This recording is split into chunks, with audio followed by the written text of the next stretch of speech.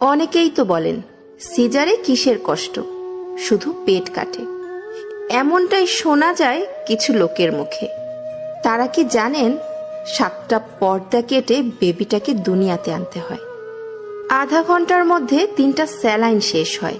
মোটা সিরিঞ্জে মেরুদণ্ডের ইঞ্জেকশনটা সারাটা জীবন কষ্ট দেয়।